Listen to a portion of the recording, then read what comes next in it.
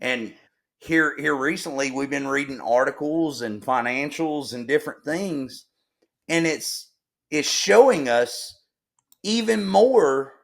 Like, if these people would go read it themselves, they realize modern day waterfowl management does not care about the resource. They care about the money, and they're focused on the commercial operations and the people making money off of land. End of story. Well, it just so happens that we've got a few financials, a few little things to look at, and so this is the June 30, 2023 and 2022 financial statement, Ducks Unlimited, right? And I think down at the bottom, what I have highlighted, Rex, is kind of what is the primary point that we're wanting to draw from this and to kind of put to people. You want to break that down, Josh? Yeah. So we've all been told all our lives. I mean, especially me, my uncle bled DU until he started reading all this information himself and looking at my information that I was giving him. But you can see here, we've all been told, oh, we got to save the ducks. The most important areas is the Pothole Prairie region and on into Canada. And we got to do everything that we can. We got to send as much money as we can to Canada. What isn't that what they told the Louisiana Wildlife and Fisheries Commission do? That's what Oh, they told oh, them every time they needed money. oh yeah, So oh yeah. so if that's the case, you're looking, and I think the total for this year, for this exact year, was like 430 million. Okay. Well, look at how much money is being sent to Canada, dude. Out of $430 million, look at how much money is being sent to Canada. Looks 16 like million. yeah, but look at their habitat development, 137 million. They must have put 137 million into the coast down here Oh, to yeah. I'm for sure they protecting did. our coastal erosion. I'm not gonna lie. They have done work in Louisiana, and I'm grateful for it. Okay, but $137 million is being spent just within the borders of the United States, because you can see clearly right there. It says Ducks Unlimited Mexico, 1.3 million. Ducks Unlimited Canada, 16 million.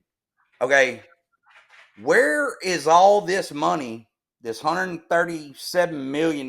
Did you look at where it all went? I think that you did, but why aren't they dumping that money into the prairie pothole on into Canada? Because I think, well, we'll get to it, but the 1936 thing, it shows where the most important areas are. I mean, what's your Well, thoughts on this? That's ridiculous to me. well, I mean, I've always understood, and from the commission meetings I've sent to, that the majority of our birds come from Saskatchewan. That's there, not the Dakotas. Although that is considered part of the prairie pothole. And don't get me wrong, there have been years where the U.S. side has produced more waterfowl and basically saved the waterfowl and the population. But the problem that I think there is with this 137 million, this disparity in what's going to Canada and what's, if this is correct, that 137 million is completely going to the US side, is where in the US is it going? Is it going in the potholes, or is it going into wintering habitat in or Stopover. projects in mid latitude states? Or you'd have to kind of start breaking those numbers down, and maybe we'll kind of get into breaking those numbers down, but maybe not this show. Maybe a lot of folks watching this are fine with that. Maybe you think 16 million is all it takes to do what you can do in prairie Canada. But I'm just saying. I do know from articles that I've read, dude, there is a lot more stuff in Canada that can be done. and you know exactly what I'm talking about. That's right. Let's go to the next cut, Rex. Okay. That's So that annual report. yeah. So the DU, the US side, and then you've got Duck, DU Canada. Well, their statement is a little different. And if you look at the non government partnerships down at the bottom left, 24.4 million. That would be inclusive of that 16 million that they showed earlier. So they did a little bit more, but there's the number. So 16 point whatever out of 24.4. So they're putting in over half. Okay, great. But still 24 million total from non-government partnerships such as DU America or DU United States and maybe Delta Waterfowl, Audubon. I mean, dude, if Canada was so important, why is there so little going there, dude? Well, I remember you telling me a story about something that DU was doing up there, or some story that was talking about DU and some project that they had going. You remember what that is? Oh yeah, it so first off, the same guy that told me the story about the field mouse, the property that was bought for the field mouse. So I called him back and I'm like, hey man, I need to find this monument thing. I'm gonna have so many people tell me, oh, you're full of it. So he's like, well, I don't have a picture of it, but go look around Lucky Lake in Canada. So I'm like, okay. So I'm researching Lucky Lake, and next thing you know, this article pops up, and it's a recent article. It's from 2021. So, dude, did you know that whenever DU, if they're able to, which they ought to be able to in a lot of places in this area, because we was just looking at the Canadian breeding grounds today, dude. There's lakes everywhere up there, like large lakes. And DU actually ran 20 kilometers, I think it was in this article, of piping to a large reservoir so that they could pump water onto the breeding grounds during the drought years. Well, guess what, guys? 2021, pump's not pumping. And it ain't broke. They just ain't pumping. Is it because they didn't have the money to pump it? Was the water messed up? Did something oil spill happen in there? I mean, what was it, Duke? What do you think? Like, if you're only sending 16 million, that's not very much. So, what do you think? I don't know, but I'm looking right here at the article here, and on at the bottom of the second page, it says years of high water and eroding rains have made the dike unsafe for vehicle traffic. Sounds like there's no maintenance have been being done here on this particular case, but I know that I have read things where a lot of the early agreements that they went in and they were making with farmers was that they were going in and putting in drainage to aid the farmer to be able to utilize their land or whatever, with agreements that they would keep certain little areas for about 30 years. I think this was back 30s, 40s, and 50s. Well, those have since completely expired, and the farmers or whoever got the work to drain some of this stuff so that they wouldn't have flooding conditions. And now that's all gone, and there's nothing, no protections left, nothing in Yeah, perpetuity. yeah, but there's been a ton of. I mean, you have the 1985 Swamp Buster Act. We just got through talking about it. They did a ton of work up there, dude, during the 80s and the 90s. And I mean, heck, right now there's there's a lawsuit going on. I think it's the Cree Nation against the environmental group for the country of Canada, which DU is involved in, because they, again, just like what you just said, went in there, did a bunch of developing, put in dikes, levees, water control structures, you name it, and then they never went back and managed any of it. So is it because they don't care? Is it because they don't have the money? Or is it because something's messed up? But how can you even know if it's messed up if you're not managing it? Reading from this article, by abandoning the ducks, geese, sandhill cranes, shorebirds, and other creatures, Ducks Unlimited is leaving these helpless creatures homeless and without sources of food and breeding habitat. They deserve shelter and protection on the small pieces of habitat left on the prairies. What makes the situation even more deplorable is the lack of any alternate water bodies and habitat in this drought. All the usual habitats are shrinking. Ducks Unlimited has deserted these birds, condemned them to declining populations. Has Ducks Unlimited forgotten a half century of cooperation by farmers and rural residents to conserve birds? That's You pretty know, dude, damning. I tried to reach out to Ron Walter. I've called about 3 different cities up there that he writes for different papers and stuff, and I still hadn't been able to get a hold of him yet.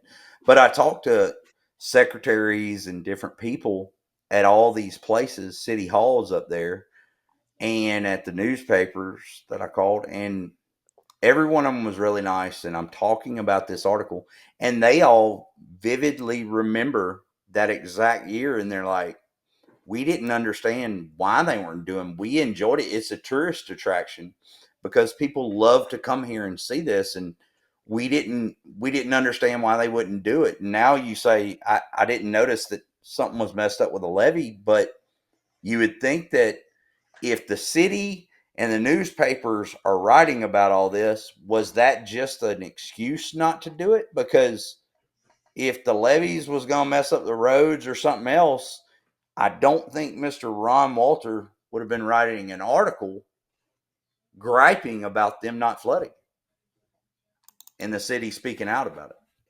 I know that modern day waterfowl management, it seems takes a different view than what previous waterfowl management had. That's obvious. I mean, modern day waterfowl management says short stopping is a farce. And people like us are tinfoil hat wearers, and it's not true. And there's no such thing as ancestral wintering grounds, although all of the previous waterfowl managers, they wrote it in books.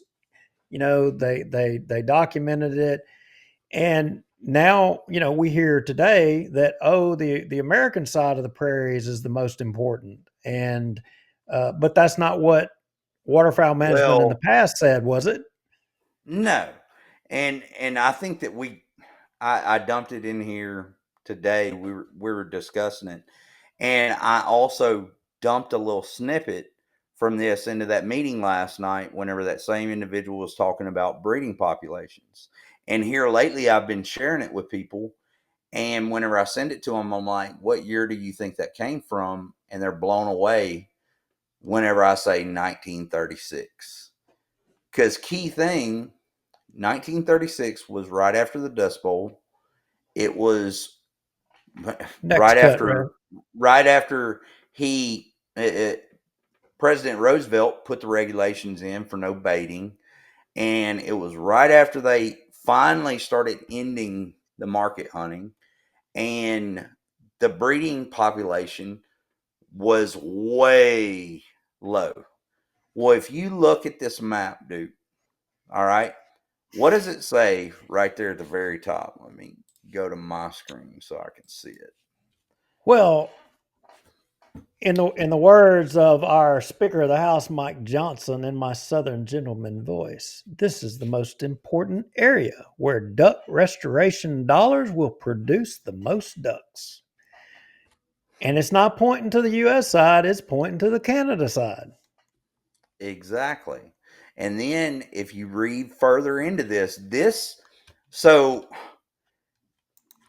let me see. I think you got to go to the last page to see it. But this was the study that Ducks Unlimited did in 1936. There it went. It had Ducks Unlimited's logo on it, their original logo. So they did this in 1936 to start their organization because, again, everyone was wondering where all the ducks were. Well, guess what? They told them, we're going to create Ducks Unlimited in the duck factory. Where was the duck factory at, Duke? It damn sure wasn't below that line where it says Saskatchewan and Alberta. They wasn't saying that it was below that line. They were saying it was above that line. So it even says further in here, it don't matter what you do below this line. Matter of fact, I think it's the one with the red graph. Yeah, that right there. Let me see if I can get to that page. What does that say, Duke, in the red? What happens here in the next few years will determine whether we are to have duck shooting in the United States 5 years from now, and if so, how good it will be. My gosh, did they just put this out yesterday? You're exactly right. But key thing, and did you drop that snippet in, Duke, with the, I think it's cut 10 B-pop, and it's off of one of the first pages in here. But go to that. So right here, let me click on it. Duke, if you were reading this, and the reason why I snipped it like this, because this is out of that 1936 document we were just looking at. The original breeding areas, the most critical spots for the North American waterfowl.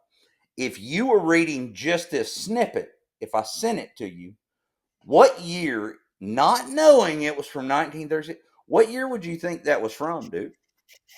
Oh, good Lord. I couldn't tell you. I'd have to I can guess. tell you. Well, It's do close tell. to the years that we're in right now. Actually, Okay. our Hold up. breeding Really? Okay. Keep going. our breeding population right now is less than that number right there whenever they freaked out right after the Dust Bowl, created Ducks Unlimited, and said, oh my God, the Ducks are in trouble. We got to save them. We got to do everything that we can. Well, guess what? For the past 4 or 5 years, our breeding population in Canada and in the United States has been below that number, but yet somehow harvest doesn't play in the mortality of the breeding population. And Well, somehow we stay 60-6. well, I'm sure they was shooting 60-6 back then. I mean, they was probably just shooting up a storm. All that lead shot, they was killing the hell out of them. No, they was dying off due to the lead shot, probably.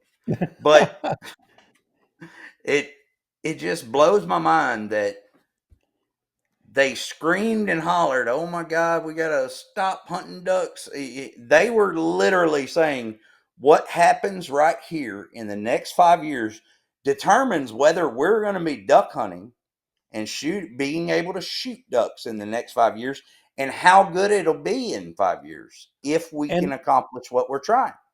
and that was where they were sounding the alarm on the populations then. It was end of the world times then with breeding population of what it was, and they were putting all their money up there, and now we have less of a breeding population. It's not the same Ducks Unlimited.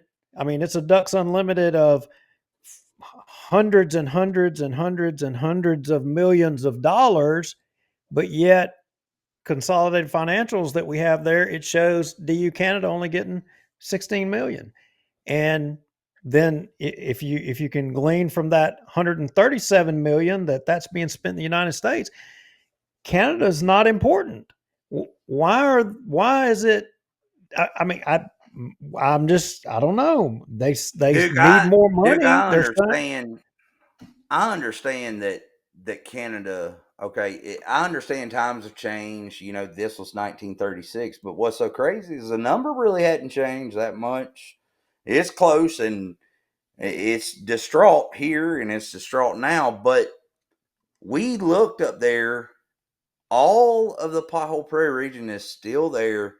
Everyone always talks about how important it is. Why in the hell is modern day waterfowl management ignoring not only the numbers, the population numbers, ignoring the fact that they're being over harvested, and ignoring the fact that they have pumps that I never knew about and you didn't know about in the breeding grounds where they could actually put water on the land during drought years. Why is all this being ignored? Why? I don't know, but just so long as everybody goes to those banquets and shells out all that money, and that's the most important thing. Y'all just need to keep giving money and don't ask no questions. Remember, you all are mushrooms and you need to eat your shit and you need to stay in the dark. That way you can continue to grow. Dude, what was that we heard this week? And I'm not going to say where we heard it from because I so want to use it on our upcoming. But we were told we should just listen to what they have to say and not look up any information. You should just it's sacrilege for you to question waterfowl management. You should not question. You should just accept that what they're telling you and go with it.